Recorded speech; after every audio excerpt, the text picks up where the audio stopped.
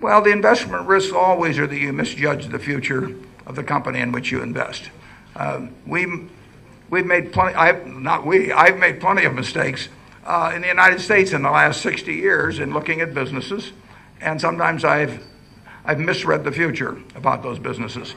And when I misread the future, we're going to lose money, and that's happened to me various times, and it'll happen to me again in the future. So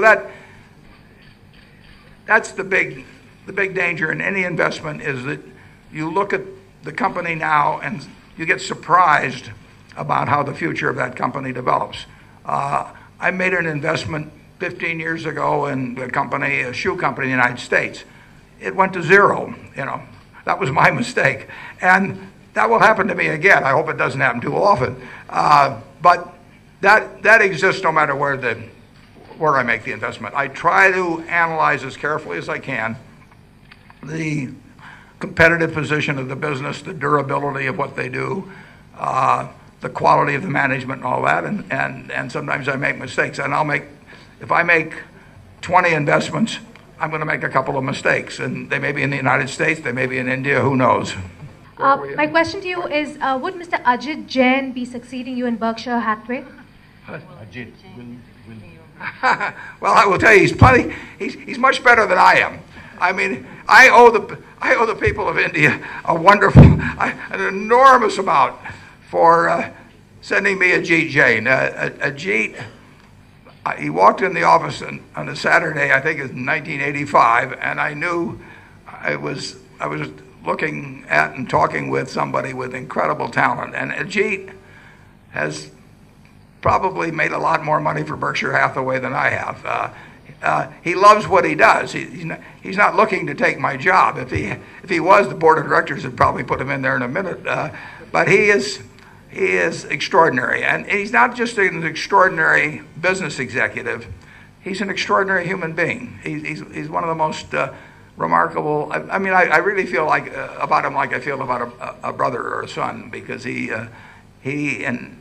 over a period now of 25, 26 years, he's not only excelled in every single task he's taken on in insurance, but he's behaved in a way that's been totally honorable, more than generous throughout that period. I mean, he could have made a lot more money working for somebody else than working for Berkshire, but he's unbelievably loyal.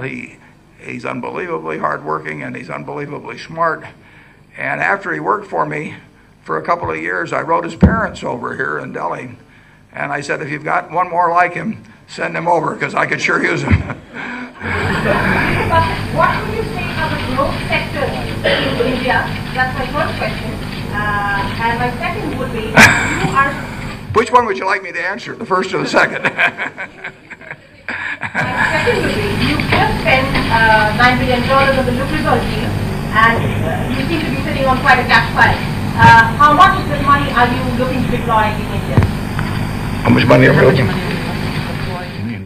Well, I don't have a specific quota to anything. I don't have a specific quota to the United States or any other country. I just look for opportunity wherever it may be. And opportunities are hard enough to find that I can't afford to be arbitrary and say I'm going to spend the money in the United States or Canada or Mexico or anything of the sort.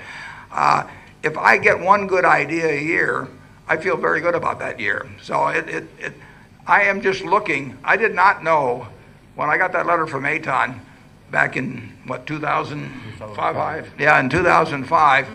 I didn't know that letter was going to come in that day. I mean, I don't know when the phone's going to ring on some idea.